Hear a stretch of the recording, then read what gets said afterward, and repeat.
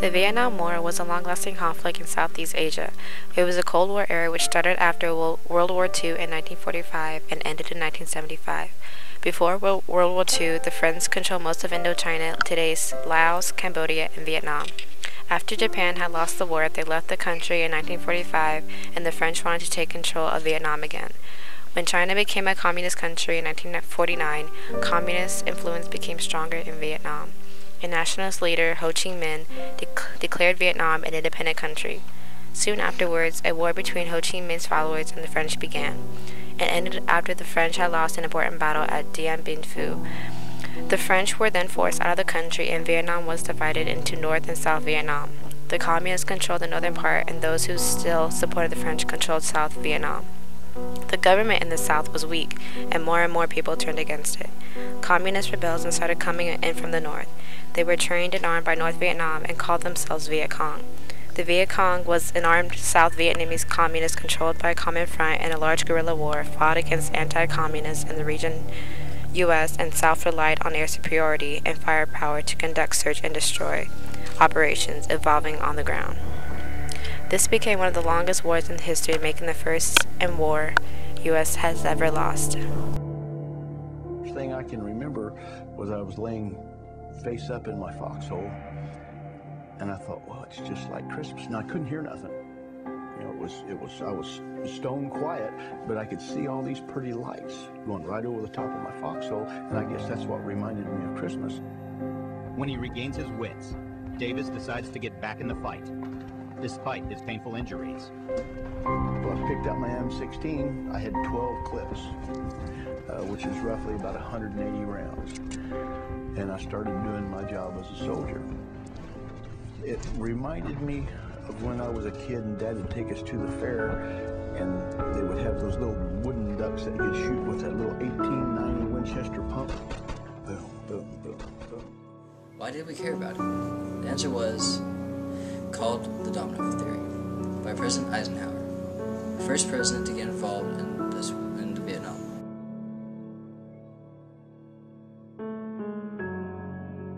In the late 60s, early 1970s, just like right now, there was two groups of people who looked at the way government and war should be fought. There was the group that said negotiate and try to do it peacefully, and there was the group that said it's time to go in and defend our country. I wanted to fly airplanes from the time I was probably 4 or 5 years old. And the first time I looked up in the sky and I saw a big aircraft fly over, or any airplane. I always wanted to fly. That's all I ever wanted to do. The most memorable thing about the war for everyone was that it was a war that the politicians refused to let the military win. Also the fact that the military was somehow held responsible for the war, right down to the young men and women who were fighting the battles. In those days, everyone thought that the military was useless, was worthless. In fact, I was called baby killer at one point when I returned to the United States the first time. I felt I had an obligation to defend my country.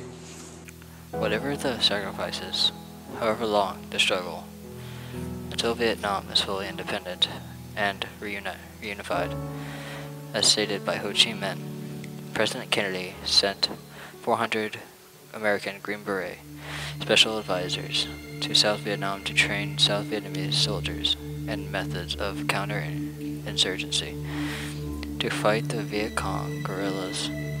The role of the Green Berets soon expanded to include the establishment of civilian irregular defense groups made up by fierce mountain men known as the Mountain Guards. Okay, I served in 1968 to 1970, and I served with 105 Field Battery, 1st Field Regiment. It was one of those things where it all depended on your birth date and what number was drawn out of the Tattersalls barrel. So it was like winning Tatslotto, only it wasn't worth having. Yeah, I guess I was robbed of my youth in respects of I was in a band, 20 years old. I mean, we were young, wanted to do our thing, and all of a sudden we were called up and in the army. So I guess I was robbed of my youth in a way. Yeah, I guess one good thing about the army, it turns you into a man before your time maybe. In those days, I mean, 20-year-old, when you're talking about 42 years ago, was a pretty young person, not like a 20-year-old today. Most kids today have done a lot of things, whereas at our age we hadn't even been away from home, half of us, and going to war and everything at that age, yeah, it turned you into a man very fast.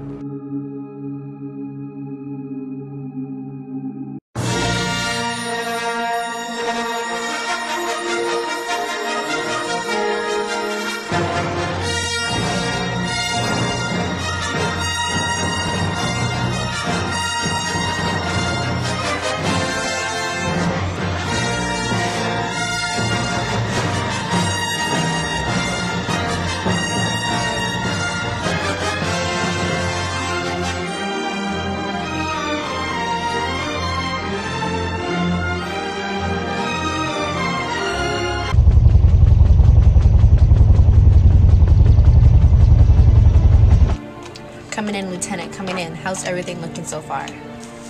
Good. No sign of communists anywhere. Over. Alright, good. Then come on home. Over. Roger that. Alright, we're going home. Finally, I can't stand it here anymore. Get down! Get down! Where the heck did that come from? I don't know. Oh, look, over there! Stop him!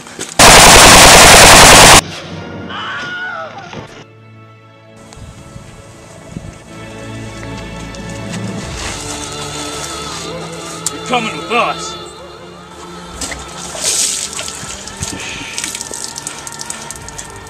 You say anything? No, you're gonna tell me what I need to know, or you're gonna die. On January 15th, 1973, after pressuring South Vietnam to accept the peace deal, Nixon announced the end of offensive operations against North Vietnam.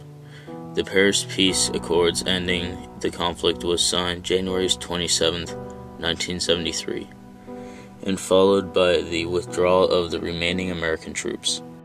This situation worsened in December 1974 when Congress passed the Foreign Assistance Act of 1974, cutting off all military aid. This act removed the threat of airstrikes. The war in Vietnam and the war in Iraq have numerous things in common, such as having the motives for both wars, which included everything from similar assault strategies, economic results, to public opinion voiced by the people for both wars. In the end, more than 1 million Vietnamese soldiers and over 50,000 Americans were killed in the war. It also cost the lives of over 2 million civilians. The Vietnam War became one of the longest wars in history, making the first war U.S. has ever lost. There were also similar wars like Iraq and Afghanistan that followed 40-plus years later. The U.S. selected representatives to rule these countries like Diem in South Vietnam. America elected President Hamid Karzai for Afghanistan and Prime Minister Ayad Allawi to rule Iraq. Allawi long worked for the CIA, and Karzai briefly served with the U.S. Special Forces in 2001. Both of these rulers, like Diem, became corrupted with power and used it for their own gain. We fought the Taliban, or the Pashtuns, in Afghanistan, and one faction of Shiites in Iraq headed by the Muqtada al-Sadr. We intruded into Iraq because we did not want the Shiites' influence to spread across the world because they were Muslim. We went into Afghanistan to fight off the Taliban because they were working with Al-Qaeda. We wanted to stop the spread of terrorism, and we're also hunting down Osama bin Laden, the Al-Qaeda leader who organized 9/11.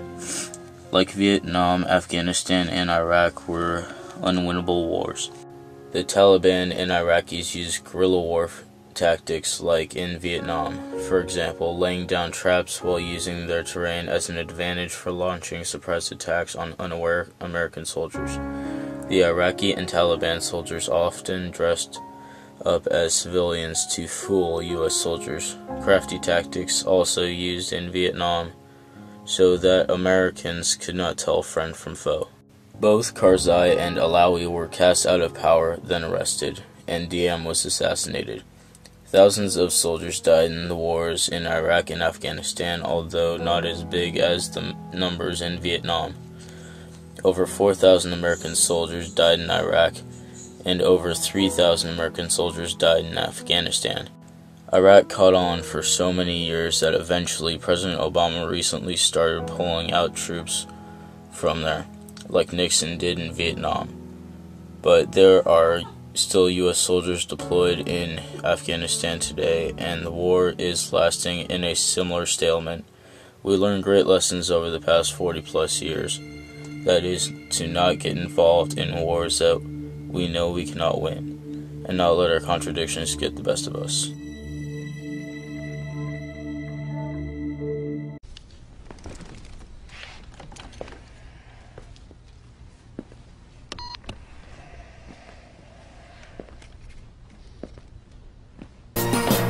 Heads up! Heads up! Here's another one, and another one. Yeet, yeet. Why you all in my ear talking a whole bunch of shit that I ain't trying to hear? Get back, you don't know me like that. Get back, you don't know me like that. Yeet, yeet. I ain't playing around. Make one false move, I take you down. Get back, you don't know me like that. Get back, you don't know me like that. So come on, don't stop. Get swung on, it's the knick-knack, paddywhack, still riding Cadillacs, family off the street, made my homies put the baggies back, still stacking plaques, still action-packed, and dope, I keep it flipping like acrobat, that's why that'll crack a back, cause on my whip is more hit than the Shack Attack. But I ain't speaking about ballin', just thinking about brawling till y'all start falling. We all in together now, birds of a feather now. Just bought a plane, so we changing the weather now. So put your brakes on, caps, put your capes on, and knock off your block. Get dropped and have your face flown, cause I'll prove it. Scratch off the music like, hey, little stupid, don't make me lose it. Why you all in my ear talking a whole bunch of shit that I ain't trying to hear? Get back, you don't know me like that. Get back, you don't know me like that. Done.